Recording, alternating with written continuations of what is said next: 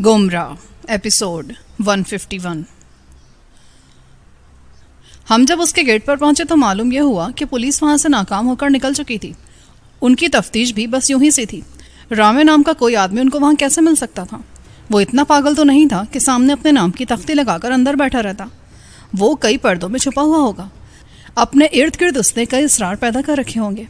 उसको पहचान लेना किसी भी तरह मुमकिन नहीं था। होटल की इमारत 3 मंजिला थी। सबसे निचले हिस्से में एक बड़ा सा हॉल बना था। कार मुकफ़िल करके जब हम अंदर पहुंचे तो हॉल में हमें कई लोग इधर उधर बैठे नजर आए। गाहक कुछ ज़्यादा मतमौल नजर नहीं आते थे। 4-4 आने की चाय पर घंटों बैठने वाले लोग उनमें ज़्यादा थे। बैरे मुस्तैद थे और मेज़ों पर खाना पहुंचा रहे थे। हॉल के इर्द गिर्द जो कमरे बने थे वो भी किराए पर दे दिए गए थे। ऊपर की 2 मंजिलें तो थी ही इसी काम के लिए। वहाँ भी आर्जी और मुस्तकिल रिहाइश रखने वाले लोग मौजूद थे और किसी भी कमरे का किराया 20 रुपये से ज़्यादा नहीं था। अभी समय में इतनी साड़सती नहीं फैली थी। अभी आम आदमी इस अफरा तफरी में मुब्तला नहीं हुआ था जिसने आज हमें एक दूसरे से बेगाना कर रखा है। सतनाजा साहब हॉल के अंदर बैठे हुए तमाम लोगों पर उचटती सी नज़र डालकर बोले, क्या ख्याल है, किसी चेहरे पर आपकी नज़र टिकती है? जी नहीं, हमारा मतलब यहाँ नहीं है जनाब। इनमें से कोई भी मुझे नहीं जचा। क्या होलिया बताया था मस्तान शाह ने उस आदमी का? वही लंबी सी दाढ़ी, मौलवियों जैसा होलिया। मगर ये उसका असल होलिया नहीं होगा। आए ज़रा काउंटर पर चलते हैं। जी नहीं, इनको बिला वजह शक में नहीं डालना चाहिए। ये बहुत ज़रूरी है सरदार साहब। काश हमें उस आदमी का असल नाम मालूम होता। ये कहकर वो काउंटर पर जा पहुँचे। इस्तकबालिया पर एक नौजवान बड़ी बेपरवाही से टांगे कुर्सी पर फैलाकर बैठा था। मगर जैसे ही उसने हमें देखा वो फ़ौरन संभल कर बैठ गया। सतनाजा साहब का रोबदार चेहरा आदमी को खामाखाही मुतासर करने लगता था। फरमाइए। सतनाजा साहब ने अपना कार्ड उसके सामने रख दिया। उसे देखकर वो एकदम कुर्सी से उठ गया। हुक्म करें सर, आपने यहाँ आने की जहमत कैसे फरमाई? इससे पहले भी 2 आदमी हमारा होटल देख चुके हैं। क्या कहते थे वो? बस वो ऐसे ही किसी मुश्तबा आदमी की तलाश में थे, मगर नाम उन्होंने नहीं बताया। ये रजिस्टर भी वो देख चुके हैं। ये रजिस्टर मुझे दे दें।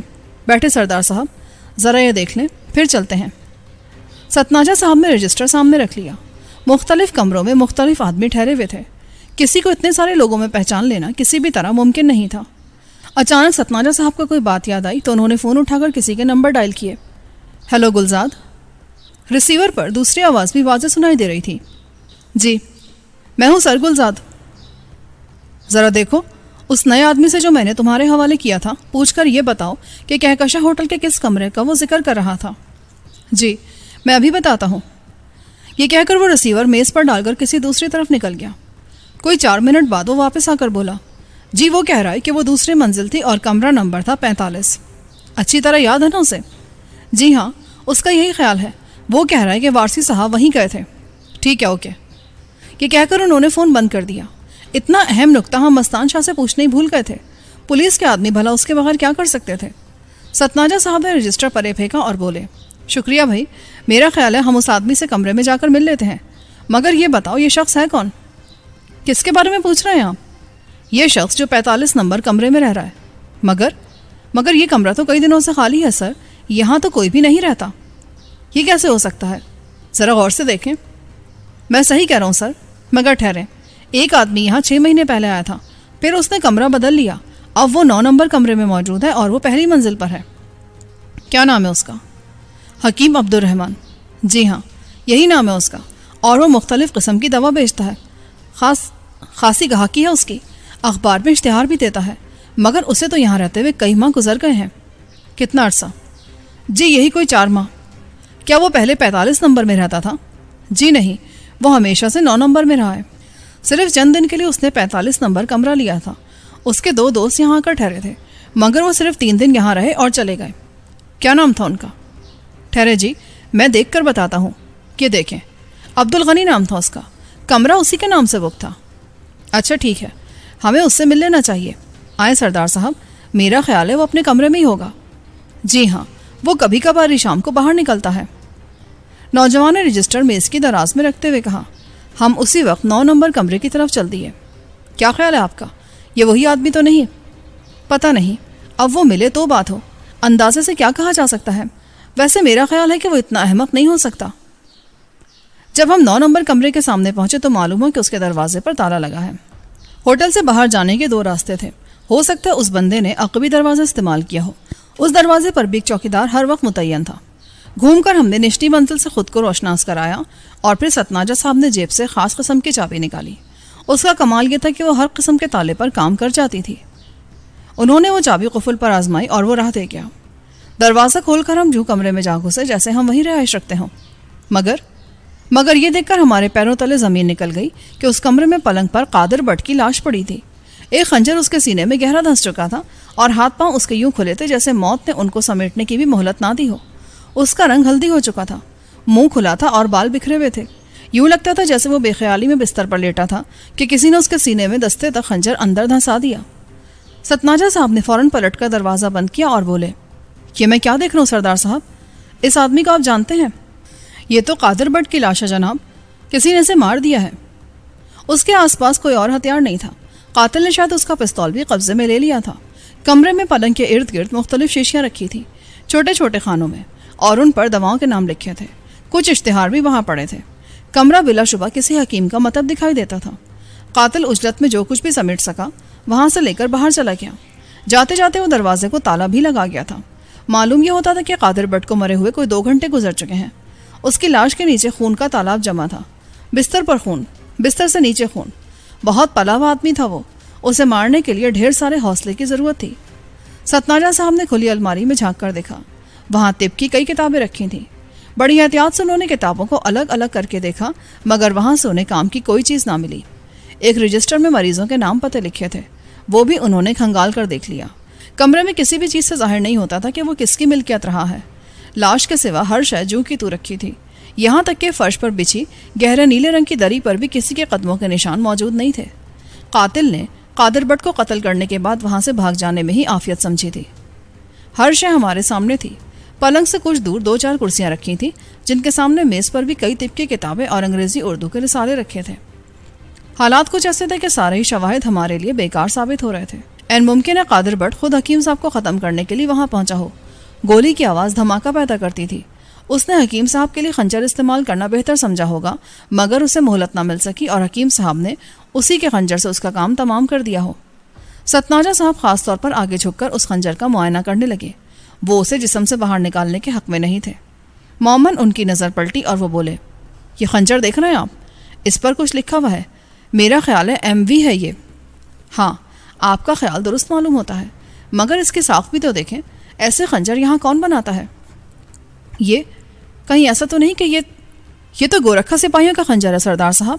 میں یقین کے ساتھ کہہ سکتا ہوں، اس کا دستہ یہی بتاتا ہے۔ آپ ٹھیک کہتے ہیں، پاکستان میں تو ایسے خنجر کہیں نہیں بنتے۔ تو اس کا مطلب یہ تو نہیں کہ حکیم عبد الرحمن کوئی غیر ملکی تھا؟ داڑھی کے نیچے کوئی کسی کو کیسے پہچان سکتا ہے؟ میں نے اسے دیکھا ہوتا تو ایک بات تھی، مگر ذرا ٹھہرے، یہ دیکھیں، پلنگ کے نیچے ایک ٹرنک بھی پڑا ہے۔ ستناجا صاحب ایک دم نیچے بیٹھ گئے۔ انہوں نے ٹرنک کھینچ کر باہر نکال لیا۔ یہ تو واقعی بہت کام کی چیز ہے، اسے ذرا کھول کر دیکھیں۔ یہ لے چابی، اسے بھی آپ ہی کھولیں، تالے کا زاویہ آپ بہتر سمجھ سکتے ہیں۔ وہ ٹرنک کو سیدھا کر کے اس میں چابی گھمانے لگے۔ تالا کھولا تو انہوں نے اس کا ڈھکنا اوپر اٹھا دیا۔ ارے، اس میں تو زنانہ کپڑے بھی ہیں، یہ دیکھیں، یہ بھی دیکھیں، یہ ڈائری کیا کہتی ہے؟ میں نے وہ ڈائری ٹرنک سے نکالی۔ اس کی جلد میں حکیم عبد الرحمن کی تصویر لگی تھی۔ آدمی کتنا ہی عیار کیوں نہ ہو، کہیں نہ کہیں مار ضرور کھا جاتا ہے۔ وہ تصویر حکیم صاحب کو ہم پر عیاں کر گئی۔ چہرے مہرے سے وہ واقعی کوئی گورکھا ہی معلوم ہوتا تھا۔ چپٹی ناک، بھیچے بھیچے سے ہونٹ، آنکھیں قدرے باہر کو نکلی ہوئی مگر اندر سے سلی ہوئی، بال گھنے مگر متوازی، چہرے سے بلا کی ذہانت ٹپکتی تھی۔ تو یہ ہے حکیم صاحب، مگر یہ بدماش یہاں کیا کر رہا ہے؟ میں نے ڈائری کی ورق گردانی شروع کر دی، مگر نہ وہ زبان مجھے آتی تھی نہ ستناجا صاحب کو۔ کچھ دیر بعد وہ بولے، اس کا کیا کریں؟ اسے کون پڑھ سکتا ہے؟ یہ ہمارے لیے بہت کام کی چیز ہے جناب، اسے آپ اپنی جیب میں رکھ لیں۔ ہاں، کسی سے اس کو پڑھوانا پڑے گا۔ معلوم یہ ہوتا ہے کہ ہماری جڑیں کھوکھلی کرنے کے لیے وہ کئی قسم کا زہریلا پانی دیتے رہے ہیں۔ خدا ہی خیر کرے ستناجا صاحب، مجھے تو بہت سے لوگ قبروں کی طرف جاتے دکھائی دیتے ہیں۔ ایسا نہیں ہوگا، ابھی ہم زندہ ہیں۔ ان کپڑوں کے نیچے بھی تو دیکھیں، یہ دیکھیں، بس یہیں آپ مات کھا گئے۔ یہ لیں اور ان پر غور کریں۔ میں نے زنانہ کپڑوں کے پہلو میں ٹرنک کی دیوار میں پھنسی 4 تصویریں ان کے سامنے رکھ دیں۔ وہ کسی ایک ہی خاتون کی تصویریں تھیں اور مختلف زاویوں سے کھینچی گئی تھیں۔ ان کا انداز بڑا ہی بے ساختہ اور دل فریب تھا۔ یہ عورت، کیا خیال ہے آپ کا؟ کون ہو سکتی ہے یہ؟ میرا مطلب ہے کہ اس ٹرنک میں ان کا کیا کام؟ ٹرنک کی رونق بڑھا رہی ہیں جناب یہ، ان سے اس ٹرنک کی قیمت میں اضافہ ہوا ہے، آپ بھی اس پر زیادہ توجہ دینے لگے ہیں۔ مگر کیا یہ اس حکیم عبد الرحمن کی؟ جی ہاں، بات تو ایسی لگتی ہے، اس پر کچھ عبارت بھی لکھی ہے، چوتھی تصویر پر، مگر مجھ سے یہ پڑھی نہیں جاتی، آپ پڑھیں ذرا اسے تو خیر آپ بھی پڑھ سکتے ہیں، ود لو فرام سلما۔ مگر اس سے یہ کہاں ثابت ہوتا ہے کہ یہ حکیم صاحب کی منظور نظر ہے؟ ٹرنک الٹا دیں، دیکھیں اس میں اور کیا کچھ ہے۔ ان کے کہنے کے مطابق میں نے ٹرنک کی تمام چیزیں باہر نکال دیں، اس میں سے ہمیں مختلف مریضوں کے خطوط ملے اور انہی میں وہ خط بھی شامل تھا جو کسی ایس وی ڈار صاحب نے لکھا تھا۔ اس خط میں حکیم صاحب سے اپنے مشن کو آگے بڑھانے کی بات کی گئی تھی، مگر چند سطروں کا وہ خط ہمارے لیے بہت قیمتی تھا۔ اس پر امرتسر کے ڈاک خانے کی مہر تھی، وہ سرحد پار سے بھیجا گیا تھا، مگر مکتوب نگار نے اس پر اپنا پتہ نہیں لکھا تھا۔ حکیم صاحب سے کہا گیا تھا کہ وہ اپنے کام کے سلسلے میں ایک بار پھر متعلقہ لوگوں سے مل لیں۔ خط پر کوئی 1 ہفتہ پہلے کی تاریخ ڈالی گئی تھی، اسے ستناجا صاحب نے جیب میں رکھ لیا اور بولے، یہاں تو معاملہ کچھ زیادہ ہی خوفناک ہو گیا ہے، ہمیں یہاں سے فوراً نکل جانا چاہیے۔ یہ کہہ کر انہوں نے بڑی ترتیب سے ٹرنک کی چیزیں اس میں ڈالی اور اسے دھکیل کر پلنگ کے نیچے رکھ دیا۔ پھر کمرے کی ہر شے کا بغور جائزہ لیتے ہوئے بولے، مجھے یہ بتائیں، آپ نے کہا تھا کہ اس قادر بٹ کو آپ نے آخری بار گیراج میں دیکھا تھا اور آپ کا خیال تھا کہ آپ اسے قتل کر چکے ہیں۔ میرا اندازہ غلط نکلا، یہ اس جھٹکے کو برداشت کر گیا ہوگا۔ یہ تو ظاہر ہی ہے، مگر اسے حکیم صاحب کی طرف کس نے بھیجا؟ وہ کون ہو سکتا ہے؟ کوئی نہ کوئی تو اس بات کا دھیان رکھتا ہوگا کہ کس کو کس وقت ختم ہو جانا چاہیے۔ یہ بڑا اہم سوال ہے جناب، میں تو صرف وارسی صاحب کو ہی ختم کر سکا تھا، مگر دوسرے لوگ تو ابھی زندہ ہیں۔ آپ کا مطلب ہے کہ مخالف گروپ کے دوسرے آدمی؟ جی ہاں، کوناری صاحب ہیں، جنجوا صاحب ہیں، سعید الدین ہیں، ان سب کو نگاہ میں رکھنا ہوگا۔ ہاں یہ تو ہے، پولیس نے ان لوگوں کو رہا کر کے اچھا نہیں کیا، مگر ان پر کوئی الزام بھی تو ثابت نہیں ہوتا تھا، اور پھر اخباروں میں جو وائویلا مچتا اس کی وجہ سے انہیں چھوڑ دیا گیا۔ آئیں یہاں سے نکل چلیں، پولیس کو اطلاع دے دیں، وہ خود اس لاش سے نبٹ لیں گے۔ یہ کہہ کر میں نے چاروں تصویریں جیب میں ڈالی اور کمرے کی ہر شے کو جو کا توں چھوڑ کر ہم وہاں سے نکل آئے۔ دروازے کو ستناجا صاحب نے حسب سابق تالا لگا دیا۔ کسی بات سے یہ محسوس نہیں ہوتا تھا کہ اس کمرے میں کسی کی لاش پڑی ہے۔ راہداری میں کوئی آدمی موجود نہیں تھا، رات بھی تو زیادہ ہو چکی تھی۔ راہداری سے نکل کر ہم کاؤنٹر پر نہیں رکے۔ ستناجا صاحب نے ہوٹل کے کسی آدمی سے بات کرنی مناسب نہیں سمجھی، وہ مجھے ساتھ لے کر سیدھے کار تک پہنچے اور بولے، میں ان میں سے کسی پر بھی اعتبار نہیں کرتا، گھر پہنچ کر میں پولیس کو اس طرف بھیجوں گا۔ پتہ نہیں کون بے وقوف یہاں آئے تھے رامے کے بارے میں پوچھنے کے لیے، وہ معاملے کی اصل نوعیت کو سمجھ نہیں سکے ہوں گے، کوئی خاص بات بھی تو انہیں معلوم نہیں ہوگی۔ ہاں بات کچھ ایسی ہے، بہرحال یہ قتل ہمارے لیے بہت اہم ہے، اس رامے کا ہمیں پتہ ضرور ملنا چاہیے، اس حکیم کے روپ میں خدا معلوم وہ کیا کر رہا ہے۔ یہ کہہ کر انہوں نے کار کا دوسرا دروازہ کھولا اور میں ان کے ساتھ جا بیٹھا۔ وہ سارا راستہ بالکل خاموش رہے، مجھ سے انہوں نے پھر کوئی بات نہیں کی۔ میری اپنی سوچ مفلوج ہو جاتی تھی، میں ان کے پاس یرغمال کی حیثیت اختیار کر گیا تھا۔ کوٹھی پر پہنچ کر مجھے ستناجا صاحب نے اپنی نشست گاہ میں بٹھایا اور خود دوسرے کمرے میں چلے گئے۔ وہ فون پر پولیس سے رابطہ قائم کرنا چاہتے تھے۔ کوئی آدھے گھنٹے بعد وہ واپس آئے تو بہت تھکے ہوئے دکھائی دیتے تھے۔ سمدو ان کے پیچھے کھانا بھی لے آیا، وہ اس نے میز پر رکھا تو ستناجا صاحب بولے، آئے سردار صاحب، لعنت بھیجے سارے قصے پر، کھانا کھا لے پہلے۔ کیوں، کیا ہوا، خیر تو ہے نا؟ آپ بہت تھکے ہوئے نظر آتے ہیں۔ ہاں، بڑے صاحب سے بات ہوئی ہے میری، انہیں تو اس مستان شاہ کی خبر سن کر چکر آ گیا، پہلے تو مجھ پر خوب برسے۔ ان کا خیال ہے کہ یہ سب کچھ میری حماقت کی وجہ سے ہو رہا ہے، مگر پھر بات کچھ ان کی سمجھ میں آ گئی۔ کیا یہ اجلاس اب بھی ہوگا؟ این ممکن ہے وہ تاریخ بدل دیں، اسی میں ان کا بھلا ہے ستناجا صاحب، ورنہ دشمن کامیاب ہو جائے گا۔ پتہ نہیں وہ کیا منصوبے بنا کر بیٹھے ہیں۔ دیکھا جائے گا سردار صاحب، پولیس نے اب تک کہکشاں ہوٹل میں وہ لاش دیکھ لی ہوگی، میں انہیں سب کچھ بتایا ہوں، شروع کریں، حالات پہلے ہی بہت پریشان کن ہیں۔ یہ کہہ کر انہوں نے کھانے کی طرف ہاتھ بڑھا دیا۔ آپ نے میرے بارے میں کیا سوچا ہے اب؟ کیا مطلب؟ میں یہ کہہ رہا ہوں ستناجا صاحب کہ میں کیا کروں، مجھے پولیس کے چکر سے آپ کیسے بچائیں گے؟ ہاں یہ بات تو میں بھول ہی گیا تھا، میرا خیال ہے کہ ہم آپ کی موت کی خبر مشہور کر دیتے ہیں۔ یہ کیسے ہوگا؟ میں تو پھر بھی ان کے سامنے رہوں گا۔ دیکھیں سردار صاحب، ہم کسی جگہ پولیس مقابلے میں 2 آدمیوں کو مروا دیں گے اور یہ خبر مشہور کر دیں گے کہ ہم نے جیلانی اور اسلم آبی کو ختم کر دیا ہے۔ یہ بات کچھ مشکل بھی نہیں ہوگی، مگر وہ لوگ ہوں گے کون، اور پھر پولیس کو کیسے یقین دلائیں گے آپ؟ وہ میں تو نہیں ہوں گا۔ یہ سب کچھ ممکن ہے، ان کے چہرے ہم مسخ کر دیں گے اور بس، جیسے آپ مناسب سمجھے کریں۔ میری جان بہرحال پولیس کے ہاتھوں سے چھڑوا دیں، ورنہ وہ مجھے چین نہیں لینے دیں گے۔ ہاں یہ تو کرنا ہی ہوگا، میں یہ بات بڑے صاحب کو بھی بتا دوں گا، کیونکہ وہ ہر قیمت پر آپ کا تحفظ چاہتے ہیں۔ اگر ایسا ہو جائے تو یہ میری خوش نصیبی ہوگی۔ ہاں ایک بات اور، میری کچھ رقم بینک میں پھنس گئی ہے، وہ مجھے واپس ملنی چاہیے۔ اس کا بندوبست بھی میں کل کروا دوں گا، فکر نہ کریں۔ چیک بک ہے آپ کے پاس؟ نہیں، میں ایسی چیزیں کہاں سنبھال سکتا ہوں۔ اس کا بھی سوچ لیں گے۔ ہاں آپ کا بریف کیس میرے پاس ہے، وہ اشرف علی کے یہاں رہ گیا تھا، وہ میں لے آیا ہوں۔ یہ تو بہت اچھا ہوا، ورنہ میں تو اس کی فاتحہ پڑھ چکا تھا۔ نہیں، وہ محفوظ ہے، ورنہ افراتفری تو وہاں زبردست مچی تھی۔ اب آپ آرام کریں، میں آپ کے لیے بستر لگوا دیتا ہوں۔ وہ تو ٹھیک ہے، مگر طے کیا کیا آپ نے میرے بارے میں؟ یہ بڑا اہم سوال ہے۔ میں ابھی یہاں سے اٹھ کر بڑے صاحب سے ملتا ہوں، دیکھیں وہ کیا کہتے ہیں۔ پولیس بہرحال آپ کا پیچھا تبھی چھوڑے گی جب اسے یقین ہو جائے گا کہ غلام جیلانی مر چکا ہے۔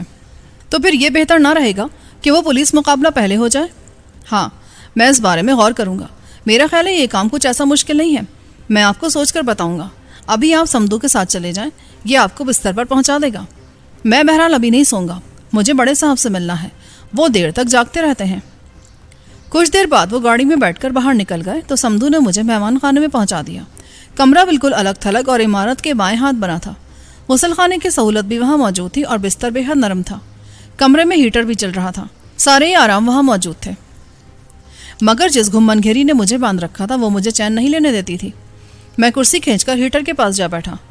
سمدو میرا بریف کیس لے آیا اور بولا، یہ ستناجا صاحب نے دیا تھا، کہہ رہے تھے کہ آپ کو دے دوں۔ تیری بڑی مہربانی یار، لاؤ یہ ادھر دے دو، بہت قیمتی بریف کیس ہے یہ۔ میں نے شکریہ کے ساتھ وہ بریف کیس وصول کیا۔ سمدو باہر نکلا تو میں نے اس کو کھول کر نوٹ گنے، وہ پورے ہی تھے اور اس میں سگریٹ بھی دھرے تھے، وہ میں نے اپنے سامنے رکھ لیے۔ میں بڑی دیر تک خیالوں میں کھویا رہا، یہاں تک کہ مجھے نیند نے آ لیا اور میں بتی اور ہیٹر بند کر کے بستر پر جا گھسا۔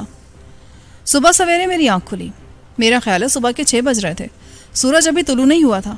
میں نے اٹھ کر بتی جلائی تو مجھے ایک عجیب سی تازگی اور توانائی محسوس ہوئی۔ میرا زخم اب پہلے سے بہت بہتر تھا۔ کوئی 7:15 بجے ستناجا صاحب میرے کمرے میں آ گئے۔ وہ تیار ہو کر آئے تھے، وردی وہ بالعموم نہیں پہنتے تھے، کام ان کا ایسا ہی تھا کہ وہ محفل میں کوئی بہت بڑے جاگیردار نظر آتے تھے۔ کیا حال ہے سردار صاحب؟ نیند تو ٹھیک طرح سے آئی کہ نہیں؟ جی، میں تو بہت گہری نیند سویا، یہ بستر ہی ایسا تھا کہ خواب خرگوش کا مزہ آ گیا۔ بس ٹھیک ہے، اب آپ ناشتہ کر لیں، میں سندو سے کہہ آیا ہوں، وہ ساری چیزیں یہیں لے آئے گا۔ یہ کہہ کر وہ میرے قریب ہی بیٹھ گئے اور ہیٹر تاپنے لگے۔ آپ بڑے صاحب سے ملے تھے؟ جی ہاں، میں نے انہیں سب کچھ بتا دیا ہے اور وہ اجلاس ملتوی کر دیا گیا ہے۔ اس قادر بٹ کے بارے میں بھی بتایا ہوگا آپ نے؟ ہاں، وہ سارا معاملہ پولیس کے ہاتھ میں ہے، مگر یہ بتائیں کہ آپ رہتے کہاں ہیں؟ کہیں بھی نہیں، میرا کوئی گھر نہیں ہے، خدا کے فضل سے میں ہر شے سے بے نیاز کر دیا گیا ہوں۔ وہ ہنستی ہے۔ گھر تو آپ کا کوئی نہ کوئی ضرور ہونا چاہیے، میں نے اس معاملے پر غور کیا ہے، میرا خیال ہے آپ کوئی گھر لے لیں، بلکہ خرید لیں۔ مگر اس کا فائدہ کیا ہوگا؟ سردار صاحب، مجھے معلوم ہے آپ کئی سال سے سال میں رہ رہے ہیں، شاید اس عرصے میں آپ اپنی والدہ سے بھی نہیں مل سکے، آپ کی بہن بھی آپ کو نہیں مل سکی، وہ ملنا بھی چاہے تو ناممکن ہے کیونکہ آپ کا کوئی ٹھکانہ ہی نہیں ہے۔ میں آپ کے بارے میں بہت ساری باتیں جانتا ہوں، آپ کا اپنا گھر ہوگا تو آپ کی اپنی حیثیت ہوگی، اس میں آپ پابندی سے رہنا سیکھ جائیں گے، ہو سکے تو آپ شادی کر لیں، یہ بہت ضروری ہے۔ میں چاہتا ہوں کہ آپ کی زندگی میں تبدیلی آئے، گھر بار سے آدمی کا اصل رشتہ پہچانا جاتا ہے۔ میں آج ہی آپ کو بینک سے روپیہ بھی نکلوا دوں گا، ہم 9 بجے وہاں جائیں گے، وہ روپیہ نکلوا کر سردار کریم نواز کے نام سے کسی اور بینک میں رکھوا دیں گے۔ سمجھ لیں کہ آج سے آپ کا نام یہی ہے، پرانا نام آپ ترک کر دیں۔ مگر یہ کیسے ممکن ہے جناب؟ ایسی حالت میں کہ پولیس ہر وقت مجھے نگاہ میں رکھتی ہے، جب تک میں اپنی بہن کو واپس نہیں لاتا میں نے قسم کھا رکھی ہے کہ میں آرام سے نہیں بیٹھوں گا۔ میں پھانسی کی کوٹری سے بھاگا ہوا آدمی اپنا گھر کیسے بسا سکتا ہوں؟ یہ ناممکن ہے، مجھے ایسی آزمائش میں مت ڈالیں، میں کسی گھر میں بند کر نہیں بیٹھ سکتا۔ نہیں، ہم نے ساری صورتحال پر غور کیا ہے سردار صاحب، گھر پھر بھی ضروری ہے، اس عرصے میں اپنی بہن کی تلاش بھی جاری رکھیں، مگر ہمیں معلوم ہونا چاہیے کہ آپ سے ہم کہاں مل سکتے ہیں، ہمیں آپ کی ضرورت پڑ سکتی ہے، مگر آپ کو ہم یہاں بھی نہیں رکھ سکتے، کسی بیرک میں سپاہیوں کے ساتھ یا ملازموں میں آپ کا گزارا نہیں ہو سکتا۔ مجھے معلوم ہے آپ ڈھلو صاحب کے ساتھ بھی رہ سکتے ہیں، مگر آپ کی حیثیت وہاں کیا ہوگی؟ کبھی غور کیا ہے آپ نے؟ وہ تو ٹھیک ہے جناب، مگر یہ بات میرے جی کو نہیں لگتی، کوئی آپ کو کچھ نہیں کہہ سکے گا، غلام جیلانی کو ہم چند دن میں ختم کر دیں گے، یہ نام میانی صاحب میں کسی قبر کا کتبہ بن جائے گا، اس کے بعد آپ اطمینان سے سردار کریم نواز بن کر زندگی گزار سکتے ہیں۔ میری بات سمجھ جائیں، یہ موقع آپ کو پھر نہیں مل سکے گا، کوئی اور ستناجا نہیں پیدا ہوگا، نہ پھر کوئی بڑے صاحب جیسا مہربان آپ کو مل سکے گا۔ ٹھیک ہے جناب، میں تیار ہوں، کوئی چھوٹا سا گھر میں لے لیتا ہوں۔ وہ خوش ہو گئے۔ آپ کو میں ٹیلی فون بھی لگوا دوں گا. آپ سے ہم برابر رابطہ قائم رکھیں گے. رہ گئے ہمارے دشمن تو ان سے بھی ہم نبٹ لیں گے. اتنے میں سمدو ہمارے لیے ناشتہ لے آیا. ستناجا صاحب بولے, اس مستان شاہ کو بھی ناشتہ کروا دیا ہے کہ نہیں؟ جی ہاں, سپاہیوں کے ساتھ مل کر اس نے کھا لیا ہے, مگر وہ مجھ سے پوچھ رہا ہے کہ اسے یہاں سے جانے کی اجازت کب ملے گی. نہیں, اسے ابھی ادھر ہی رکھو. گلزاد خان سے کہہ دو کہ وہ اس پر نظر رکھے, بہت کام کا آدمی ہے وہ. ناشتہ کرنے کے بعد وہ کچھ دیر تک پائپ بھر کر پیتے رہے. اس وقت تک 8:30 بج چکے تھے. میرا خیال ہے آپ کو میں گلبرگ پہ مکان لے دیتا ہوں. جہاں بھی مل جائے ٹھیک ہے, شادمان زیادہ بہتر جگہ ہے. جہاں بھی ہو آپ کو 5 لاکھ روپیہ تو خرچ کرنا پڑے گا. وہ تو میں کر دوں گا, یہ کوئی مشکل کام نہیں ہے. تو چلیں پھر ہم ابھی بینک چلتے ہیں. میرا خیال ہے وہ مینیجر زیادہ پوچھ گچھ نہیں کرے گا. میرا کارڈ اس کے لیے بہت کافی رہے گا. محض اپنے بھائی کو ترقی دلانے کے لیے اس نے چکر چلایا تھا, مگر اس طرح تو بھائیوں کو ترقی نہیں ملتی. پولیس الگ ذلیل ہو گئی کہ اس سے ایک معمولی سے آدمی کو نہیں روکا جا سکتا. مگر اسے کیا پتا کہ غلام جیلانی کیا چیز ہے. ستناجا صاحب میرے بارے میں ایسی رائے رکھتے تھے کہ میں اس پر جتنا بھی فخر کرتا کم تھا. عمارت سے باہر نکلنے سے پہلے انہوں نے مجھے ایک بہت عمدہ قسم کی قراقلی ٹوپی پہنا دی اور اینک مجھے دے کر بولے, یہ پہن لیں اور یاد رکھیں کہ آپ سردار کریم نواز ہیں. آپ کا وطن ڈیرہ غازی خان ہے. جی بہت بہتر. نام تو میرے بہت سے ہیں, مگر یہ سب سے بہتر رہا ہے. میرا خیال ہے یہ اینک بھی مجھے بہت اچھی لگتی ہے. ہاں, آپ کا حلیہ کچھ بدلا بدلا سا ہونا چاہیے تاکہ کسی کو علم نہ ہو کہ آپ میرے ساتھ پھر رہے ہیں. جب ہم گاڑی میں بیٹھنے لگے تو اچانک انہوں نے کہا, کیا آپ نے زخم پر پٹی کروائی تھی؟ جی نہیں, موقع ہی نہیں ملا. البتہ کیپسول میں ضرور کھا رہا ہوں. یہ تو زیادتی ہے, پٹی تو بہت ضروری ہے. چلیں سردار صاحب, پہلے میں آپ کو ڈاکٹر کے پاس لے چلتا ہوں. یہ کہہ کر وہ کار سیدھی ایک ڈاکٹر کے کلینک پر لے گئے. مجھے اچھی طرح یاد ہے وہ کلینک جیل روڈ پر واقع تھا اور اس کے عقب کی آبادی میں اس ڈاکٹر کی بھی کوٹھی موجود تھی, جس کو آخری بار میں نے ملتان سے آتے ہوئے گاڑی میں دیکھا تھا اور جس کے مجھ پر بہت زیادہ احسانات تھے, مگر وہ بھی میرا ماضی ہو کر رہ گئی تھی. کلینک میں جب ہم داخل ہوئے تو وہاں مریضوں کی خاصی بھیڑ لگی تھی. کچھ ایسے بھی تھے جو زیادہ فیس دے سکتے تھے. ان کے لیے ڈاکٹر عظمت نے الگ کیبن بنا رکھا تھا. ان کو نپٹانے کے بعد ہی وہ عام مریضوں کی طرف توجہ دیتا تھا. ستناجا صاحب مجھے ساتھ لے کر اس کیبن کی طرف بڑھے تو میں نے محسوس کیا کہ مجھے دیکھتے ہی 2 آدمی ایک دم اپنی جگہ سے اچھل سے گئے. حالانکہ میں تو انہیں بالکل نہیں پہچانتا تھا, مگر میں ان کے قریب سے گزرا تو ان کے چہرے کا تحیر دیکھ کر میں حیران رہ گیا. دونوں انگریزی لباس پہنے تھے. میرا خیال ہے وہ باپ بیٹا تھے. انداز اور رویہ ان کا ایسا ہی تھا. ہم کیبن کا دروازہ کھول کر اندر چلے گئے, مگر نظریں ان کی مجھ پر ہی تھیں. وہ شیشے میں سے بھی مجھے صاف دکھائی دے رہے تھے. ڈاکٹر عظمت ستناجا صاحب کو جانتا تھا. انہیں دیکھ کر وہ سب کام چھوڑ کر ہماری طرف آ گیا. آپ نے کیسے زحمت فرمائی جناب؟ خیریت تو ہے نا؟ جی میں تو بالکل ٹھیک ہوں. یہ ہمارے دوست ہیں, ان کا بازو زخمی ہو گیا ہے. اگر آپ پٹی کر دیں تو بڑی مہربانی ہوگی. یہ زخم انہیں کیسے آ گیا؟ آئے جناب, میں ابھی دیکھ لیتا ہوں. یہ کہہ کر اس نے مجھے اپنے پیچھے آنے کا اشارہ کیا. وہ دونوں آدمی اب بھی ہماری ہی طرف متوجہ تھے. یوں لگتا تھا جیسے وہ میرے بہت پرانے واقف کار ہوں. کوئی ایسی ہی بات تھی ان کے رویے میں کہ میں پریشان ہو کر رہ گیا. ڈاکٹر نے زخم دیکھ کر کوئی وجہ پوچھے بغیر میری مرہم پٹی کر دی. جب وہ پٹی کا آخری گرا دے رہا تھا تو مجھے غور سے دیکھتے ہوئے بولا, میرا خیال ہے یہ گولی کا زخم ہے. جی ہاں, بات کچھ ایسی ہے. پولیس کے لوگوں کو اور کس بات کی توقع رکھنی چاہیے؟ زخم گولی کا ہی ہے. یہ کب تک بھر جائے گا؟ میرا خیال ہے کہ 1-2 پٹیوں کی ضرورت اور ہوگی. دوا آپ کھا رہے ہیں نا؟ جی ہاں, دوا تو میں کھا رہا ہوں. تو ٹھیک ہے, زخم ویسے اب بہتر ہے. کتنے پیسے دوں؟ اس کی ضرورت نہیں ہے. ستناجا صاحب آ گئے, یہی بہت کافی ہے. اچھا, خدا حافظ. یہ کہہ کر وہ پھر اپنی کرسی پر جا بیٹھا. پٹی اس نے میرے بازو پر خود باندھی تھی. حالانکہ یہ کام اس کے ماتحت بھی کر سکتے تھے, مگر اس نے مجھے یہ عزت دی کہ خود اٹھ کر اس نے میرا زخم باندھ دیا. جب میں کمرے سے باہر نکلا تو دونوں آدمی ایک دم ہمارے پیچھے دکان سے باہر آ گئے.